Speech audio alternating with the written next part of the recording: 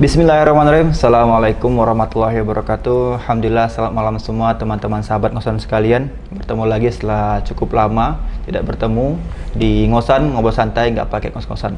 Alhamdulillah di malam yang berbahagia ini cuacanya juga enak, nyaman. Kita bertemu kembali di Ngosan. Baik teman-teman sekalian, kita akan membahas sebuah tema yang menarik pada malam hari ini. Dan sudah hadir bersama kita di sini ada Bang Median.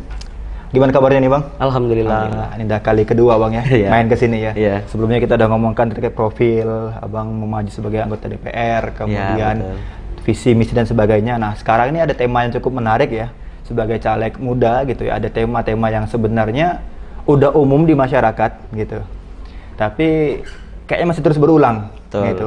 Nah sekarang ini sudah ada buku nih di tengah-tengah kita nih Bang, Demokrasi for Sale. Ya. Nah, tapi sebelum itu gimana nih Bang? Setelah berapa bulan ya kita nggak ketemu gitu ya. Nah, ini gimana nih Bang perkembangannya Bang selama ini perjalanan ini untuk Alhamdulillah aktivitasnya nih? Kemarin kita Lebaran ya waktu itu kan. Iya. Terus selama Lebaran saya bagi-bagi kartu, kenalan lah gitu kan. Terus ya makin inilah Bang, makin dekat hari ini makin banyak salaman sama orang lah. Harus banyak bersalam. Makin kencar silaturahmi. Iya, betul. Insyaallah. Ini juga pasti berkaitan dengan demokrasi for sale. Dari judulnya udah kebaca nih, Bang. Iya. Demokrasi untuk diperjualbelikan. Iya. Gitu. Nah, ini kita langsung aja Bang ya, kita langsung masuk ke intinya saja boleh, gitu, ke tema kita ini. Ini bukunya berat nih. Jadi judulnya sebenarnya berat.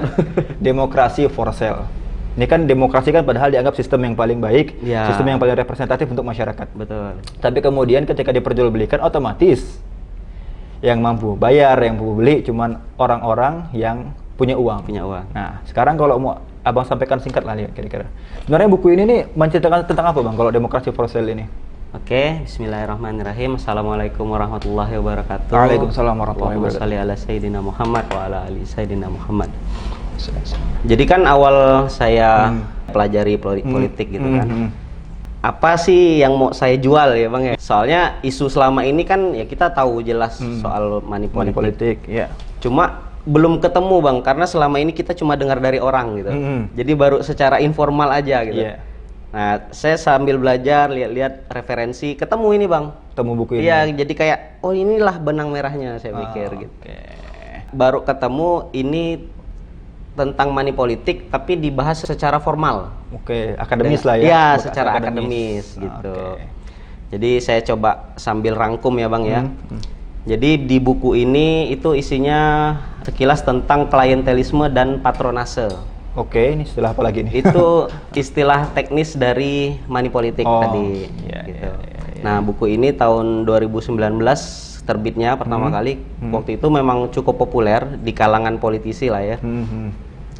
Jadi buku ini menggambarkan hasil penelitian selama sekitar 2 dekade tentang grassroots politik di Indonesia, akar rumputnya gitu. Melalui survei akademis oleh Profesor Edward Aspinall ya, ada di sini. Aspinall ini ya. Profesor Edward Aspinall itu beliau dari Australian National University. Dosen terbang di Indonesia.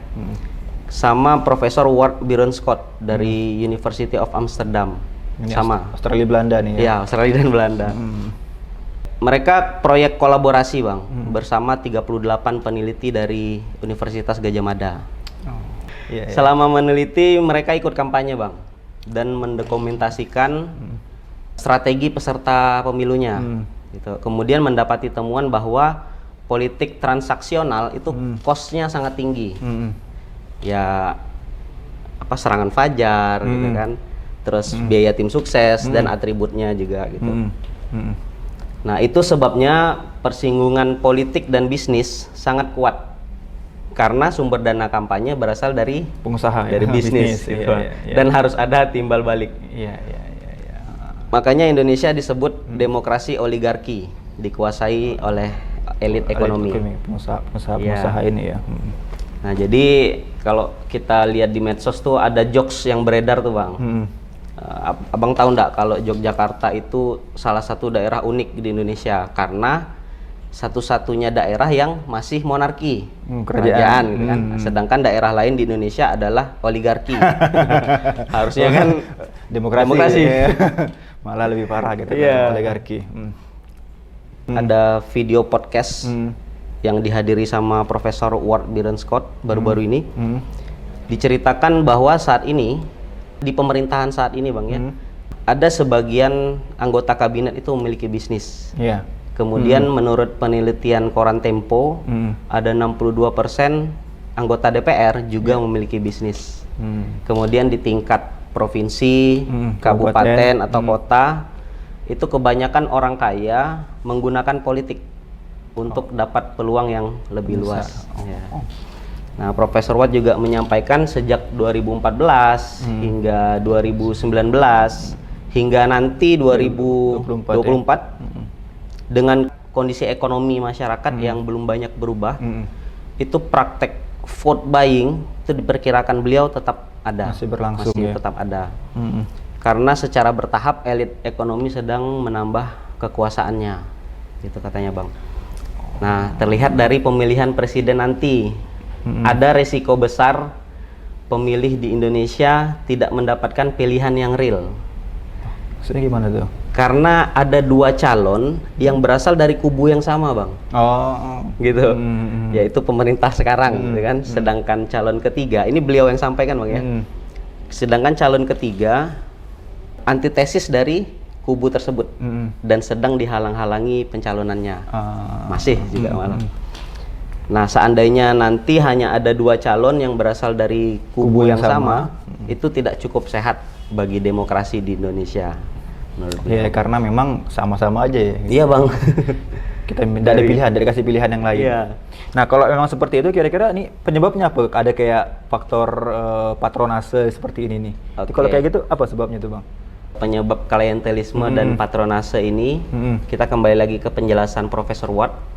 Di Indonesia saat ini ada kartel politik yang cukup kuat. Kartel berarti kan aktornya banyak nih Bang. Nah, dan mereka tidak memberikan cukup ruang bagi oposisi Bang. Terlihat dari trik nakal Bang. Kalau kita perhatikan ya, trik-trik nakalnya ya, kayak ada anggota kabinet tiba-tiba musyawarah luar biasa mau ambil posisi ketua umum partai yang saat itu masih oposisi gitu kan, waktu itu masih koalisi lah gitu. Nah, kadarullah nggak berjalan, yang partai tersebut pun pindah juga akhirnya kan. Terus kelihatan juga waktu awal-awal deklarasi ini Bang, pencalonan wapres, deklarasi wapres, besoknya langsung panggil KPK. Gitu Bang. Jadi mereka nggak kasih ruang buat oposisi karena mereka khawatir jika oposisi menang, para elit politik dan pelaku bisnis yang terkait, mereka tidak tahu apakah akses bisnis mereka saat ini akan mudah, gitu kan, dan apakah akan terganggu, gitu kan, mungkin tidak mudah lagi nanti. Mereka khawatirnya kayak gitu. Itu sebabnya negara, di buku ini juga penyebabnya intinya tadi, negara yang sumber kekayaannya dari alam ekstraktif, ya, natural resource, punya risiko tinggi menjadi negara oligarki gitu Bang. Karena jadi sebenarnya ini nggak cuma di Indonesia aja, banyak gitu. Beberapa negara juga ya punya risiko tinggi tadi. Misalnya bisnis pertambangan, sawit, dan sebagainya lah ya. Ini jenis bisnis yang butuh hubungan dekat antara pengusaha dan aktor politik. Iya, dengan negara ya, pemberi izin ya. Nah, izin itu, izinnya kan panjang kan? Iya, betul. Izin panjang, konsesi lahan, terus izin lingkungan, lain-lain lah banyak. Nah, contoh lain, negara-negara yang kegiatan ekonominya didominasi bidang industri, jasa, negara maju ibaratnya. Ya, negara maju gitu kan. Tidak perlu menjalin hubungan dengan negara dan politik, gitu. Karena tidak banyak intervensi gitu lah. Nah, makanya menurut Profesor Watt, ini memang masalah umum tidak hanya di Indonesia, tapi juga di negara lain yang sumber kekayaan negaranya dari alam gitu, maksudnya. Nah, jadi struktur kegiatan ekonomi sangat berdampak pada pola politik yang muncul. Negara yang tidak lagi bergantung kepada sumber daya alam, punya industri dan bidang jasa yang besar, yang awalnya mereka juga klientelisme, tapi karena ekonomi berkembang dan praktek klientelisme turun, di sana sudah mulai orang biasa yang muncul Bisa jadi maju. anggota DPR maupun eksekutif gitu Bang. Jadi faktor ekonomi juga berpengaruh nih tadi. Iya, betul Bang. Karena tadi sumber daya alam jadi sokongan utama negara, Iya. pengusaha tadi, jadi bikin mau ndak mau hubungan pengusaha dengan negara jadi dekat. Iya, Ini berpengaruh ke politik tadi ya. Karena kalau pergantian kepemimpinan, Iya. maka pengusahanya juga khawatir usahanya Iya, itu. gitu. Nah, kalau kemudian, itu kan jadi penyebabnya kan, ada sumber daya alam, kedekatan antara politisi dengan pengusaha. Nah, kalau itu penyebabnya, kemudian ini dampaknya apa kira-kira untuk masyarakatnya? Apakah yang berdampak langsung atau memang sebenarnya tidak berdampak juga untuk kita? Iya. Efek dari ini nih. Jadi efek dari klientelisme ini tentunya korupsi Bang. Oh, gimana tuh Bang? Nah, korupsi ini kan masalah kejahatan dan jadi tema utama setiap pemilu Bang. Semua calon rata-rata kita berantas korupsi, korupsi, iya, merusak gitu. Saya baca-baca juga di jurnal KPK dikatakan korupsi terjadi itu karena biaya politik yang tinggi gitu. Sedangkan vote buying di Indonesia menurut rekan dari Profesor Ward Byron Scott itu tertinggi Bang di dunia dari penelitian rekan beliau. Makanya money politik is the mother of corruption. Tadi kalau kita tanya kan ada nggak efeknya sih? Iya. Emang banyak Bang yang ngomong Bang. Itu pejabat korupsi Nggak ngaruh gitu kan? nggak ngaruh lah, gini lah hidup aku katanya kan. Yeah. Saya sebenarnya geram Bang kayak gitu.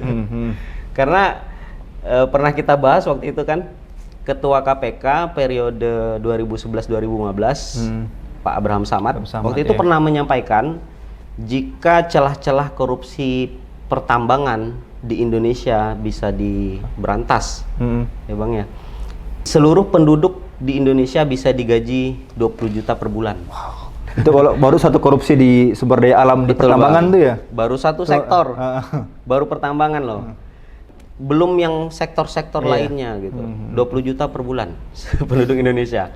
Nah, jadi saya berimajinasi sendiri lah kan. Hutang Indonesia kan saat ini 7.787 triliun. 7 ribuan triliun. Itu kayaknya nggak perlu waktu lama lunasinnya Bang. Bisa.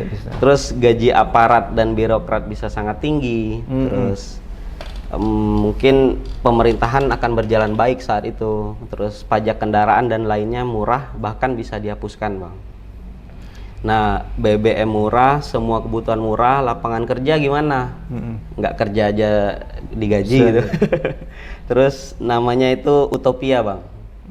Angan-angan nih. Komunitas masyarakat hayalan dengan kualitas yang didambakan atau nyaris sempurna. Baru satu sektor. Baru satu sektor. Ditutup pintu korupsinya, itu bisa sedemikian sejahtera ya. Iya, Jadi betul, maksudnya kita mungkin sekarang tidak merasakan akibat karena orang korupsi, tapi seandainya tidak korupsi, Ya. itu akan merasakan efek yang luar biasa Luar sejahtera. biasa, betul. Ini memang yang mungkin kita tidak tahu ya. Iya.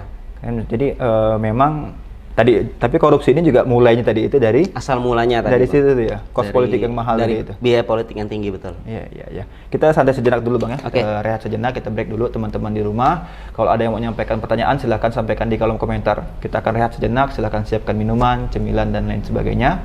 Tetap di Ngosan, ngobrol santai, nggak pakai ngos-ngosan. Kembali lagi di Ngosan, ngobrol santai, nggak pakai ngos-ngosan. Baik, teman-teman, tadi kita udah bahas terkait dengan awalan ya, terkait dengan buku Demokrasi for Sale itu. Bagaimana potensi pendapatan negara, potensi kesejahteraan seandainya korupsi itu tidak terjadi di satu sektor baru tuh. Baru satu sektor. Di pertambangan celah-celah korupsinya itu. Yang ini tadi di korupsi ini bisa disebabkan karena kos politik yang mahal. Betul. Gitu kan. Di mana politisinya ini dimodali, Ya, ternasuk oleh bisnis-bisnis tadi itu kan. Sehingga ketika dia berkuasa pun mempertahankan kekuasaan Kekuasaannya. patron di atasnya. Nah, itu kan tadi kondisi umum di nasional. Betul. Nah, apakah ini berlaku di seluruh Indonesia? Termasuklah apakah juga terjadi di Pontianak, di Kalbar ini? Kalau menurut Abang gimana Bang kondisinya di daerah kita nih? Oke, kalau di Pontianak ini Bang ya, sama Kalbar juga termasuk. Jadi ada penelitiannya juga Bang. Oke. Namanya lembaga Subrokop. Apa ya Subrokop? Survei obrolan warkop. Mantap. Mantap. Ini gurau ya nih Bang. Iya. Apa? Itu nggak ada sebenarnya. Tapi memang apa ya? Survei warung kopi. Survei warung kopi. Iya. Jadi Subrokop ini Bang, dia ada syaratnya Bang. Dia tergantung jam akurasinya. Wes. Makin malam dia Makin datanya makin kuat. Makin akurat Makin ya. akurat datanya. Iya, iya, iya. Nah, jadi dari isu yang beredar, tarif rata-rata serangan fajar di Pontianak itu kisaran 150.000 rata-rata Bang ya. Per suara itu. Per suara. Ada yang 300.000. Ada juga kita dengar baru-baru ini sampai rencananya bakal sampai 500.000 Bang. Itu yang kabupaten tuh ya, Itu tingkat kota nanti. DPRD kota tuh ya. Nah, kalau kita bicara Pontianak ya. Daerah lain kita belum ini tahu. nih. Nanti kita survei lagi di warkop luar daerah.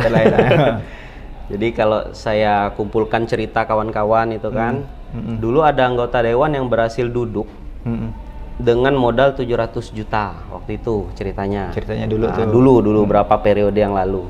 Jadi kertas suara dulu bisa dipegang sama panitia Bang. Dulu tuh ya. Jadi yang mesan ini tinggal mantau, terus yang panitianya tinggal Siap. aman Pak J. Ah. Udah, gitu kan. Nah, terus periode berikutnya dengan cara yang sama itu udah nggak bisa lagi, gitu. Karena Sistem istilahnya ya pertanda sistem pencegah kecurangan pemilu sudah baik, semakin makin semakin rapi lah saat ya. ini ya. Makin ketat gitu ya. Ya betul. Nah, contoh lain yang dulunya saya dengar juga ada yang modal 500 juta, terus dapat 600 suara. Terus periode berikutnya Dengan modal yang sama? Dengan modal enggak, malah berkurang. Dia modalnya jadi 300 juta.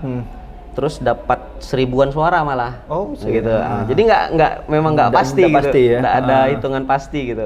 Nah, periode saat ini saya dengar beliau udah menyiapkan satu sertifikat tanah lagi gitu. Untuk disekolahkan gitu, Bang. Nah, terus ada juga teman saya yang modalnya 350 jutaan katanya waktu itu dapat suara 300 dan sebagainya lah, banyak sekali contohnya. Nah, kembali ke tarif yang tadi Bang, 500.000. Itu sebenarnya cukup fenomenal gitu. Tarifnya cukup tinggi. Iya. Ternyata kalau saya berani ngomong di sini ya, itu dari bandar Bang. Ada yang modal ya? Iya, dari bandar di Pontianak itu menyiapkan 7 miliar untuk serangan fajar dengan tarif 500.000 per suara atau dengan barang lain gitu. Nah, mereka ini kan cukup kreatif ya Bang ya. Satu rumah isinya 4 sampai 10 orang. Ya mau TV kasih gitu kan, mau kulkas atau mesin cuci dikasihnya gitu kan. Jadi mereka ingin anak cucunya jadi anggota dewan untuk menjaga bisnis mereka. Nah, kembali lagi tadi menjaga bisnis gitu. Nah, jadi saya disclaimer ya, pada bagian ini cerita disampaikan secara informal dari isu-isu yang beredar di masyarakat. Lembaga Subrokop juga hanyalah candaan. Percaya atau tidak, fenomena ini ada Bang, tapi sangat sulit dibuktikan. Rahasia umum lah ya, ibaratnya. rahasia umum. Sama-sama tahu itu tuh ada. Cuman nak buktikannya susah. Betul, Gitu. betul. Sama-sama tahu. Nah, kalau kayak gitu memang berarti udah sampai segitunya gitu. Iya Bang. Lalu kira-kira apa yang bisa kita lakukan kalau memang kayak gitu tuh? Iya. Apakah bisa menghentikan atau gimana kira-kira kalau menurut Abang sendiri lah? Solusi Bang ya. Solusinya gimana kira-kira? Ya, saya membayangkan solusinya adalah kesadaran Bang. Semuanya dari peserta pemilunya, dari masyarakatnya juga, jadi para calon juga itu semua mesti sadar gitu. Sebagaimana kesadaran kita tentang membuang sampah pada tempatnya, ya kan? Itu kan perlu kesadaran Bang. Iya. Nah, untuk money politik ini juga perlu kesadaran. Penolakan terhadap money politik juga butuh kesadaran. Karena money politik ini adalah pembodohan. Pandangan saya Bang ya.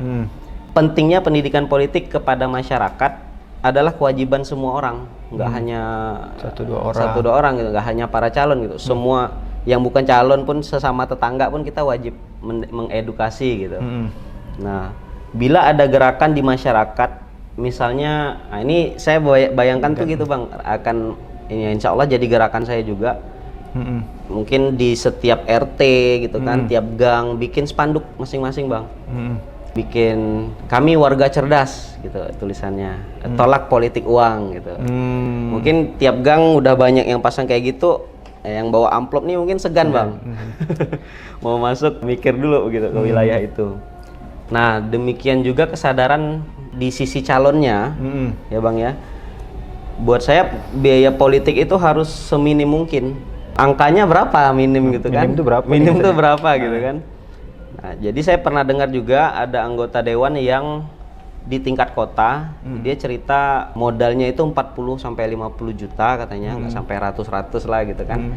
Hanya untuk biaya konsumsi setiap pertemuan, Buat biaya ngopi lah ya, biaya kan ngopi minum. gitu istilahnya. Terus untuk atribut, Iya, peraga, kan, iya, baliho spanduk segala segala macam, macam. spanduk. Nah, itu dianggap kos politik, bukan money politik katanya. Iya. Nah, justru sebenarnya istilah itu pun buat saya itu diciptakan sama konsultan, Bang. Iya. Para konsultan politik yang juga berbisnis di masa pemilu ini, gitu kan? Mereka juga cari uang. Dan mereka menciptakan tadi, Bang, ada bedanya seolah-olah Bukan ada money beda. politik nih ya. Money politik dan kos politik seolah-olah itu beda. Gitu. Kalau buat saya yang dimaksud biaya minim, kita ambil contoh dari rekrutmen ASN, Bang. Gimana tuh? Gitu. Jadi sejak tahun 2013 itu pertama kalinya dimulai sistem CAT kan? Komputer gitu. Seleksi PNS dengan sistem komputer.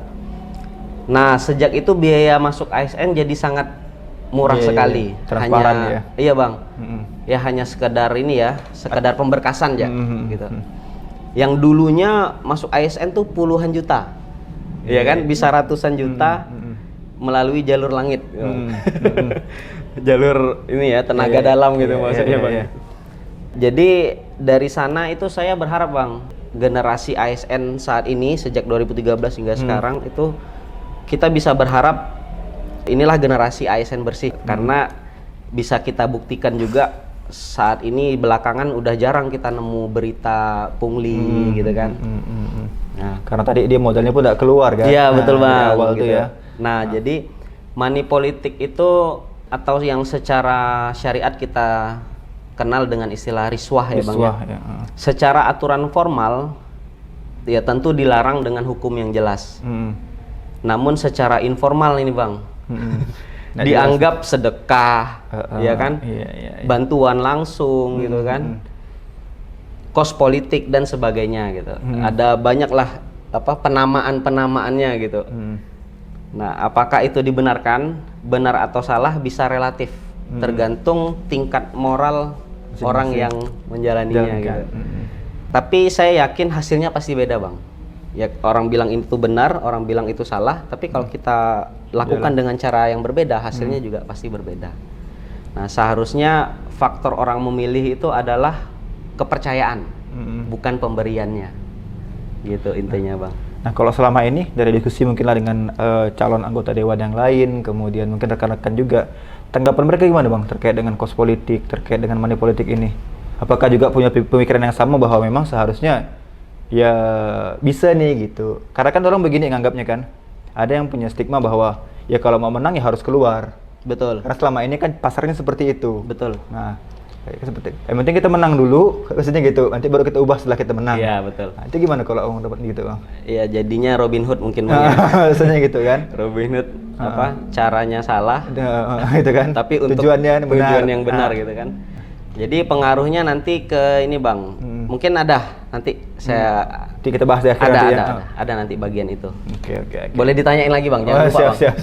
Jangan lupa. Itu kita simpan dulu, Bang. Nah, nanti itu simpan dulu. Karena menarik kayaknya buat di akhir. Ini saya selesaikan ini dulu. Kita baik. selesaikan ini dulu. Nah, kalau emang seperti itu, kira-kira Bang sendiri berharapnya gimana ke depannya Bang sebagai calon anggota dewan? Oke.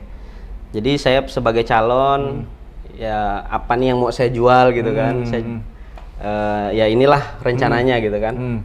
Saya sebagai calon peserta pemilu melalui tulisan ini, ya insya Allah nanti saya posting juga. Saya berharapnya ada calon lain yang juga bahas ini, Bang. Gitu. Jadi isu bersama ya. Nah, membahas money politik dengan sudut pandang yang lebih luas lagi harusnya gitu kan. Jika tema ini sudah banyak dibahas oleh para calon, bisa menjadi pertanda perbaikan kualitas demokrasi di pemilu 2024 nanti.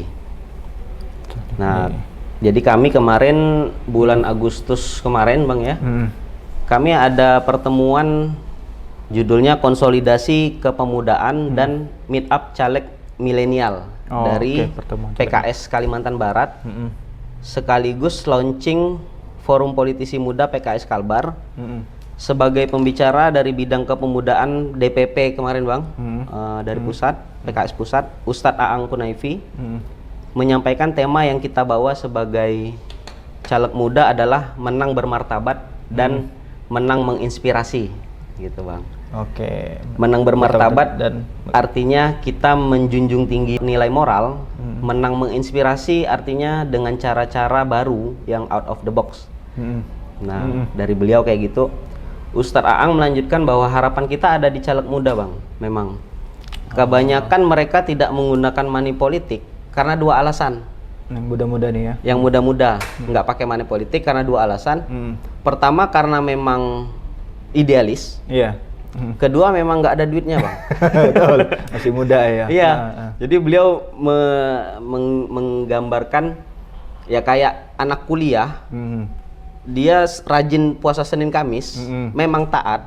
Iya, karena ibadah tadi. Karena ibadah dan memang karena nggak ada makanan gitu. Faktor kedua saya biasa kayak gitu tuh. Hari ini sekalian aja. Nggak ada duit nih, puasa aja lah. Puasa aja lah. Biasa kayak gitu. Iya, puasa nggak puasa memang nggak makan soalnya. Iya betul, mending puasakan sekali gitu. Iya. Itu canda beliau Bang ya. Iya. Nah, sebagai caleg, kalau saya Bang ya, menang menginspirasi itu buat saya sederhana saja. Artinya menggunakan cara-cara yang intinya nih mudah ditiru Bang. Dan tentunya luhur gitu kan. Mudah ditiru dan luhur. Karena dengan biaya yang dapat dijangkau semua orang, gitu Bang. Terpilih atas dasar kepercayaan dari orang, serta terbiasa melayani masyarakat dengan tenaga dan pikiran. Gitu. Ya kawan-kawan, beberapa mungkin ada yang nanya, emangnya bisa menang? Gitu kan. Ya makanya buat kami makna kemenangan lebih dari sekedar duduk di parlemen gitu Bang. Gitu. Ya apapun hasilnya akan ada anak-anak muda berikutnya yang terinspirasi menjadi caleg gitu Bang. Bercita-cita memimpin warganya dan menjadi pahlawan demokrasi dengan mengawal pemilu yang berkualitas untuk Pontianak, Kalimantan Barat dan Indonesia yang lebih baik. Luar biasa. Luar biasa. Jadi memang harapannya menang gitu. Betul Bang. Menangnya artinya duduk di kursi DPR. Iya. Tapi tidak dapat kursi pun ketika cara ini tetap dilaksanakan Bang ya. Iya. Harapannya ada orang-orang berikutnya nih ya. Itu yang target. bisa meniru jalannya, mengambil inspirasinya, yang merasa bahwa masih ada loh. Iya. Itu harapannya gitu Bang. Betul. Ya. Luar biasa, luar biasa, luar biasa. Kita break sejenak teman-teman sekalian. Kita akan masuk ke segmen ketiga nanti. Sebelum itu silakan yang punya pertanyaan, komentar di kolom komentarnya silakan sampaikan. Kita akan kembali lagi tetap di Ngosan, ngobrol santai nggak pakai ngos-ngosan. Kembali lagi di Ngosan, ngobrol santai nggak pakai ngos-ngosan. Udah mau akhir-akhir itu nih Bang. Tadi kita udah bahas bukunya terkait patronase dan klientelisme itu. Bagaimana kondisi sulitnya lah ya. Nah jadi sebenarnya kita bicara masyarakat dulu lah kalau kondisi masyarakat kita nih. Sebenarnya masyarakat kita nih kan udah umum ibaratnya. Mungkin kalau saya ketemu di masyarakat kita ngobrol dianggapnya money politik ini jelek. Cuma pada akhirnya ketika ada yang ngajak, ada yang ngasih kan dia terima-terima juga. Ya. Nah, ini gimana potret masyarakat kita nih kira-kira? Kalau bahasa mereka nih kan mending ambil sekarang daripada nanti bunda dapat apa-apa. Ah, ini gimana? Gimana nih? Sebenarnya masyarakat nih ada tingkatannya Bang ya. Jadi yang membedakan kita nih generasi Bang. Oke, gimana? Generasi orang tua kita yang kolonial istilahnya Bang ya. Stigmanya udah melekat itu Bang. Gitu. Ya mau berapa tarifnya gitu kan. Iya. Nah beda kalau kita bicara dengan generasi kita Bang saat ini. Milenial gitu kan. Yang 5 tahun ke atas, 5 tahun ke bawah kita lah kurang lebih gitu kan. Atau yang ke bawah lagi seterusnya di bawah kita, anak-anak kita. Mereka saya bahas dengan idealisme kayak gini udah nyambung Bang sebenarnya. Bisa masuk ya. Ya. Karena dukungan teman-teman juga alhamdulillah gitu kan. Mereka paham tentang dari teorinya, teknisnya gitu. Kita udah bahas semua. Nah, memang ketika saya bicara dengan om saya udah nyambung ya. yang kolonial gitu kan. Iya. Mana mungkin gitu deh. Ya udah kayak gitu. Memang bukan pasar kita sih Bang jadinya kan. Ya kita juga bakal ya orang-orang tua mereka juga akan memilih sesuai dengan gitu, sesuai dengan apa? Iya, iya. Sefrekuensinya mereka istilahnya gitu. Iya, iya. Itu makanya pasaran intelektual atau ya. Betul.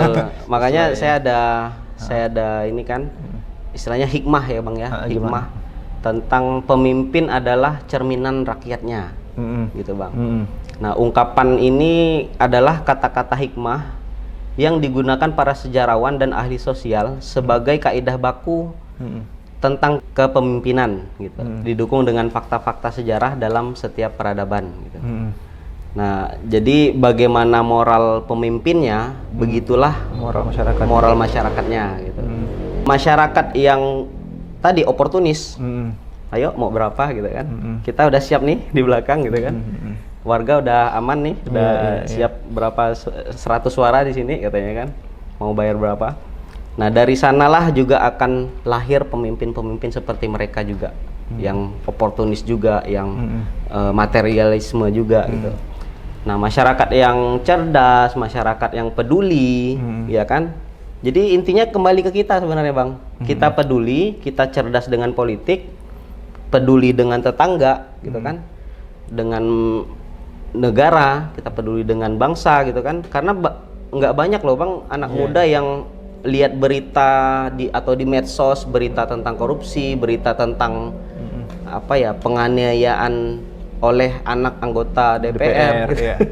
Banyak yang nggak peduli Bang. Iya. Urusan dia lah gitu. Ini hidup aku lah. Nah, yang peduli tadi gitu kan, kita yang peduli dengan masalah negara ini, yang bercita-cita merubahnya, ya nanti dari kaum kita lahirlah juga pemimpin yang peduli, yang ya samalah pokoknya. Iya. Sama dengan kita. Ini kan nyambung juga dengan pertanyaan dari kita bacakan di YouTube nih Bang, ada pertanyaan nih dari Bang Farid Ramadan nih. Jadi dia ngomong nih ya, jujur aja dia bilang, mungkin gak sebenarnya ini apakah mungkin kita ini udah terjebak sebenarnya dalam money politik dan tidak bisa keluar dari situ. Nah, apakah memang kita udah terjebak gitu Bang? Kalau Abang sendiri sebenarnya ada nggak sih jalan keluar sehingga kita ini bisa keluar dari stigma, dari kebiasaan, dari money politik ini gitu? Saya tekankan lagi di cerita saya yang tadi Bang, ASN, ya kan? Kebetulan istri juga ASN. Jadi sejak 2013, kalau kita bicara ke belakangnya Bang, itu kan udah melekat Bang. Tarif masuk ASN tuh udah berapa? Sampai keluarga saya ada Bang yang kena. Nggak lulus lagi, ditipu lagi. Gitu. Padahal udah keluar puluhan juta atau ratusan juta sampai pinjam, gitu kan? Daftar nggak lulus, ditipu. Nah, apalagi yang lulus, gitu. Nah, dari sejak 2013 memang saat itu pun belum berubah. Kan perlu waktu Bang. Ya kan panjang nih waktunya nih. Dan sampai saat ini baru 1 dekade. Istilahnya kan barulah terasa Bang. Lebih efeknya. ASN kita bisa harapkan lah sekarang lebih canggih karena generasinya beda kan. Lebih canggih, mereka lebih cepat gitu kan. Saya lihat karena orang rumah sendiri gitu kan. Sangat berbeda dengan teman-temannya yang senior, yang komputer pun nggak tahu, istilahnya kan. Nah, itu kita tinggal menggeser aja, gitu. Kita nggak perlu menggantikan mereka, kita tunggu aja waktunya, gitu kan. Akhirnya waktu yang menjawab, gitu kan. Gitu intinya Bang. Pada akhirnya kan, nah ini juga menarik berarti tadi kan saya tertarik sama statement Abang tadi itu. Berarti tadi kayak menang kalahin ya. Saya sangat terinspirasi gitu bahwa target Abang ini kan mungkin ya alhamdulillah kalau berhasil menang dapat kursi gitu ya. Betul. Gitu kan. Tapi kalaupun tidak dapat kursi, setidaknya jalan luhur yang dijalankan ini nih bisa menjadi contoh gitu. Betul, Bang. Sehingga ketika nanti ada yang menang, makin banyak yang menang, akhirnya ini jadi apa ya? Tren baru gitu bahwa cost minim tuh bisa gitu. Masya Allah, memang nggak instan Bang, gitu. Perlu waktu memang. Dan harus ada yang mulai. Gitu. Intinya itu harus ada yang mulai. Cuma nah ini mau berapa lama kita bersabar kan? Gitu lagi ya, ya kan? Kalau harus nunggu tadi kan 1 dekade di ASN gitu kan? Betul. Nah, cuman kalau nggak ada yang mulai ya lebih itu lagi, ya kan? Terus ya. Gitu aja. Harapannya lebih banyak juga yang seperti itu. Ya? Nah makanya Bang, kalau kita mau lihat aparat ya Bang ya kan? Meresahkan juga nih kan sebenarnya kan cerita tentang aparat hukum itu tumpul ke atas, tajam ke bawah gitu kan? Kalau kita mau lihat aparat bersih, kita tunggu rekrutmennya bersih Bang.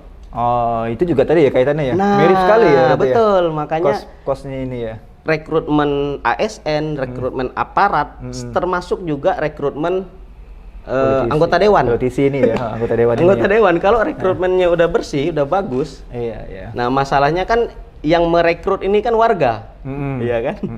Kalau ASN yang merekrut ada panitianya, iya, betul. Aparat juga ada panitianya.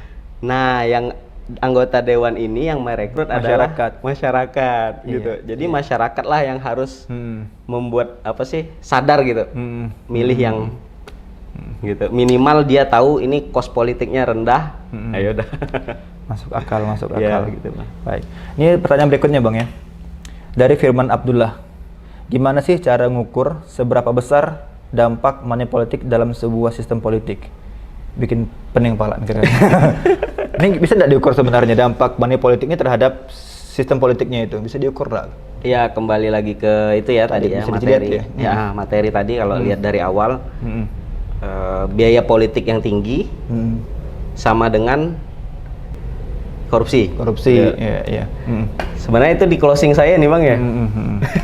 Nanti kita jawab di closing akhirnya. Di closingan.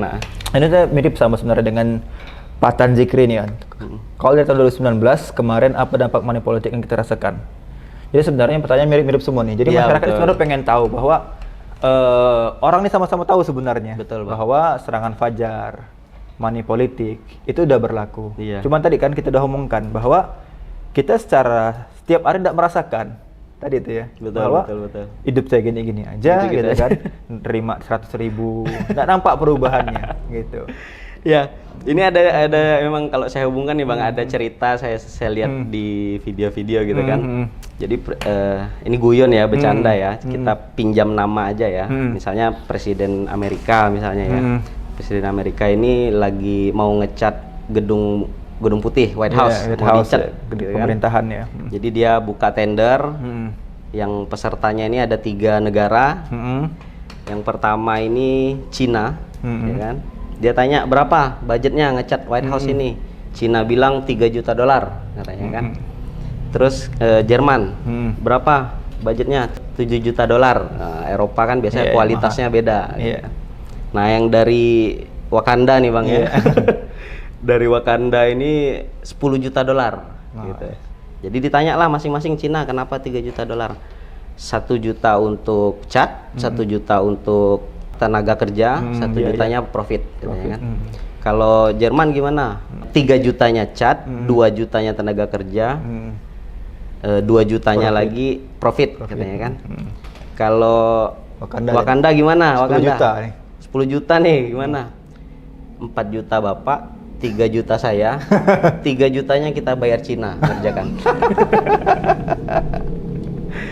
Itu guyon tapi kenyataan lapangan loh Bang. Seperti itu kondisinya. Ya, saya dapat cerita sesama menteri aja itu bisa ini Bang, kerjasama antar negara.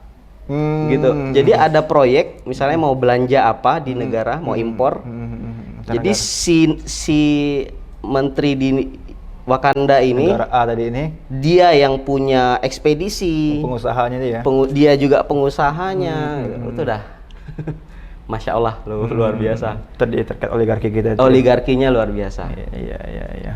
Nah makanya kalau saya tambah cerita lagi nih Bang ya, mungkin pernah dengar kawan-kawan itu dari Ustadz Dasat Latif, ada guyonan beliau juga gitu kan. Jadi warga neraka dengan warga surga itu ngobrol gitu Bang. Kayaknya seru nih di surga nih kata warga neraka kan. Bolehlah kami jalan-jalan ke sana katanya kan. Boleh dong katanya kan. Tapi gimana caranya kata warga surga. Tenang aja gitu. Kita ada solusinya kan, warga neraka kreatif katanya kan. Kita bikin jembatan, kami setengah jembatan dari kami dari neraka, setengah jembatan dari surga gitu kan. Nanti kita ketemu di tengah katanya kan. Oke, setuju, yang dari surga setuju. Akhirnya lelang tender kata Ustadz Dasat Latif itu. Yang dari neraka ini hari pertama 50% beres. Hari ketiga selesai efektif dan efisien. Terus mereka heran nih, yang dari surga kok belum mulai-mulai. Gimana nih yang dari surga kok belum ada yang mulai? Gimana kami mau mulai katanya kan? Kontraktor, pemborong, panitia, pengawas semua ada di sana. Kami di sini penghafal Quran aja di sini. Itu guyon ya. Iya. Bahasanya gitu. Karena apa namanya tadi itu resikonya ya. Iya betul Bang. Resiko dan dekat dengan Iya. hal-hal yang panas gitu. Nah ini kita sampai di ujung acara nih Bang. Iya. Nah tadi Abang ada menyimpan sesuatu buat di akhir ini terkait money politik ini. Ini gimana dampaknya sebenarnya nih Bang? Iya Gimana betul. sebenarnya? Jadi sebenarnya kalau saya closing ya, saya yakin, sangat yakin semua calon, mau itu legislatif, eksekutif, atau bahkan calon presiden sekalipun, semua calon pemimpin ini punya visi yang sama Bang. Mencerdaskan bangsa, membawa perubahan bangsa, pasti ya. Terus ya masyarakat gitu. Iya bermanfaat, yang intinya sebaik-baiknya manusia itu kan bermanfaat bagi banyak orang. Semua pasti punya visi yang sama itu Bang. Yang membedakan nantinya adalah prioritasnya Bang. Gitu. Ketika dia biaya politiknya tinggi, ya kan? Kalau kita bahas lagi ya, kalau biaya politiknya tinggi, prioritasnya jadi apa Bang? Balikin modal dulu. Iya. Yang untuk bangsa ini nanti dulu. Modal dulu saya ya? selesaikan modal saya dulu nih. Terus ya setelah itu barulah mensejahterakan dirinya dulu. Barulah bangsa gitu. Ya. Nah, ya, akhirnya yang membedakan itu. Kalau buat saya, kami dan keluarga, kalau saya pribadi memang pegangan kami ya, kita tahu batas cukup Bang. Ya kita ngejar dunia yang hanya setengah dari sayap nyamuk katanya kan, yang nggak seberapa sebenarnya gitu kan. Apa sih yang mau kita kejar gitu istilahnya. Ya, jadi tadi itu ya, kalau mau ngitung seberapa buruk dampak money politik, itu bisa dilihat prioritasnya. Prioritasnya. Jadi kalau teman-teman lihat caleg, kemudian apa namanya tokoh politik lah, politisi yang itu banyak kos politiknya, maka bisa ditunggu tuh. Iya. Prioritasnya kemana gitu kan? Betul. Bisa disaksikan karena nggak mungkin udah keluar modal banyak, ini sangat mulia sekali ya. Betul. Ketika dia udah keluar banyak, maka kemudian memikirkan masyarakat dulu itu jarang sekali. Nanti dulu. Pasti otomatis kan tadi balikin modal dulu ya. Iya betul. Sejahterakan diri dulu, betul. baru masyarakatnya. Ya intinya sih ya yang generasi kita ini sabar aja sih. Gitu, kita sabar aja. Yang senior nggak perlu kita geser gitu kan. Kita tunggu aja, kita gantikan nanti. Entah mereka punya stigma seperti apapun. Ya intinya kita yang muda-muda ini jangan sampai kita apa ya Bang ya? Berhala modern ya Bang ya. Berhala modern itu apa? Uang, kekuasaan juga. Itu membuat kita ya karena uang nih saya kalah gitu. Jangan sampai gitu. Kalau ada uang baru bisa saya menang. Jangan sampai anak muda mikirnya kayak gitu. Kalau senior mau mikir kayak gitu ya silahkan. Kita beda generasi gitu. Makanya harapan saya banyak anak-anak muda berikutnya yang merasa resah. Saat ini resah banyak Bang, teman-teman kita merasa resah lihat kondisi sekarang, kejadian-kejadian terbaru, anggota DPR main Candy Crush yang ada Zeus. Gitu kan? Kita resah, oke. Dan kita bikin gerakan kita sendiri gitu. Kita nggak perlu nyalahin inilah karena sistem yang lama gitu. Nah, kita yang ciptakan sistem kita sendiri. Ini problem, jangan sampai anak muda udah kesal dengan kondisi malah antipati, nggak ke TPS. Malah betul. Problem ini kan. Jangankan nggak ke TPS Bang, mereka mengeluhkan anggota DPR pemimpin yang rusak, tapi mereka enggan juga masuk politik. Nah gitu.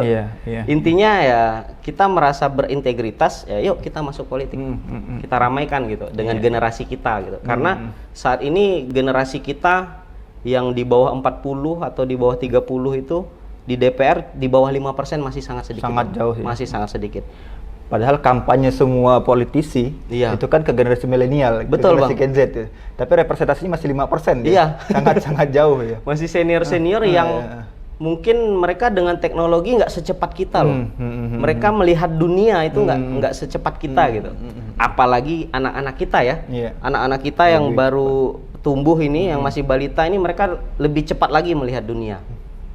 Gitu. Siap. Oke, baik. Luar biasa ya. Jadi malam ini luar biasa nih semangatnya. Jadi harapannya buat kawan-kawan di rumah yang masih muda, ya kalau memang belum bisa terjun terlibat langsung ya, mungkin ya minimal ke TPS dulu nih. Betul, ke TPS dan kalau bisa itu tadi Bang, di apa? Bikin gerakan sendiri. Iya. Gangnya sendiri itu buat spanduk sendiri. Iya. Kami warga cerdas, kami pemuda cerdas tolak politik uang. Politik uang. Siap. Oke. Terakhir Bang, untuk menutup malam ini kira-kira apa yang mau disampaikan kepada kawan-kawan di luar sana nih Bang? Udah Cukup Bang ya? Udah cukup Ada lagi? sih. Udah cukup ya. Baik, terima kasih teman-teman sekalian. Ini kalau mau lebih lanjut nih Bang, kalau mau kontak, kalau silaturahim, kira-kira kemana nih Bang bisa? Iya, kemarin ada yang nanya. Jadi silahkan kita kolaborasi, anak-anak muda, kita mau nongkrong, ayo gitu kan, ke Instagram, DM aja di Median Pratama. Terus itu aja sih Bang ya. Kalau itu ya kalau mau komunikasi di DM aja. Lebih gampang. Kalau Facebook kan harus berteman segala macam ya. Di Facebook boleh juga chat, harus berteman dulu. Berteman dulu kan sulit kan. Lebih enak Instagram Mas. Instagram nggak dikunci. Bisa dicek. Silakan DM aja Median Pratama. Median Pratama gitu ya. Baik, teman-teman sekalian, terima kasih banyak sudah menyaksikan acara kita pada malam hari ini. Terima kasih Bang Median sudah hadir ke sini. Semoga ke depan kita bisa bahas hal-hal yang lagi ya. Amin. Baik, teman-teman jangan lupa juga ya subscribe kita di channel YouTube PKS TV Kalbar, kemudian juga di sosmed kita ada di DPD PKS Kota Pontianak, ada di Instagram, Twitter dan juga di Facebook. Terima kasih teman-teman sekalian. Mohon maaf jika ada salah-salah kata. Kita akan bertemu lagi di episode berikutnya. Terima kasih. Tetap di ngosan, ngobrol santai nggak pakai ngos-ngosan.